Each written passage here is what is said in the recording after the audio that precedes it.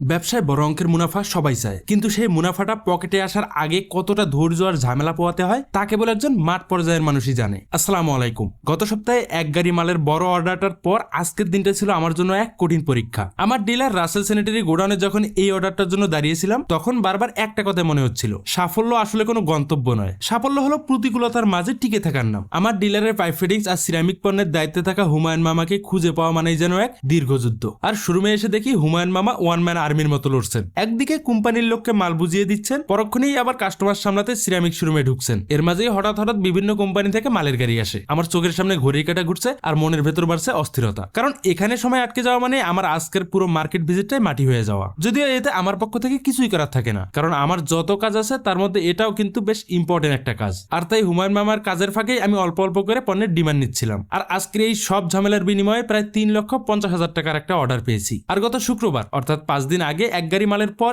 এই অর্ডারটা ছিল আমার জন্য একটা বোনাস। এই অর্ডারটা পাওয়ার কারণ মূলত আমার ডিলারের গোডাউনে 2টা আইটেম পণ্য হঠাৎই স্টক আউট হয়ে যায়, যার ফলে এই অর্ডারটা নিতেই মূলত আমি এখন এখানে আসছি। আর এটা একদম এমার্জেন্সি অর্ডার হয়, কোম্পানিতে আগেই বলে রাখা ছিল এই অর্ডারের পণ্যগুলো যেন খুব দ্রুতই ডেলিভারি করা হয়, যে কারণে আগের দিন অর্ডার করা পণ্যগুলো আজকে সকালেই চলে এসেছে আমার ডিলার পয়েন্টে। আর সেই পণ্যগুলোই এখন আমরা 4 জন মিলে আনলোড করছি। কিন্তু আমার আসল কাজটা কি? আমার আসল কাজটা হচ্ছে 10 টাকার অর্ডারকে 20 টাকা বানানো। অর্থাৎ আমার কাজের দায়িত্ব থাকে একটা ছোট অর্ডারকে কিভাবে বড় করা যায়। যেমন এখন যে গাড়িতে পণ্যগুলো দেখছেন এখানে প্রায় ফুল 1 ট্রাক পণ্যের কাছাকাছি, কিন্তু আমার ডিলারের ডিমান্ড ছিল কয়েক কার্টুন ফিটিংস আর 200 বা 300 পিস 1 ইঞ্চি থ্রেড পাইপ। কিন্তু আমি গতকালই 100 পিস ক্লাস ডি পাইপ বিক্রি করছিলাম, অর্থাৎ যে পাইপগুলো মূলত গভীর নলকূপ বসানোর কাজে ব্যবহার করে। আর আগামী কয়েকদিনে আরো বেশ কিছু ক্লাস পাইপ ডেলিভারি হওয়ার সম্ভাবনা আছে। তাই আমার ডিলার আর হুমায়ুন মামাকে একটু বুঝিয়ে আরো 600 পিস ক্লাস ডি পাইপ নিয়ে আসলাম। যদিও স্টকে 100 পিস পাইপের মতো ছিল, কিন্তু আমার চিন্তা ছিল যে কোনো ভাবেই হোক মোটামুটি 1 ট্রাক পণ্য নিয়ে আসার একটা চেষ্টা করা, যাতে করে কয়েকদিন একটু চিন্তামুক্ত থাকা যায়। আর এই হুমায়ুন মামা যেহেতু কাস্টমার ম্যানেজ করা থেকে শুরু করে বিক্রিত পণ্য ডেলিভারি করা,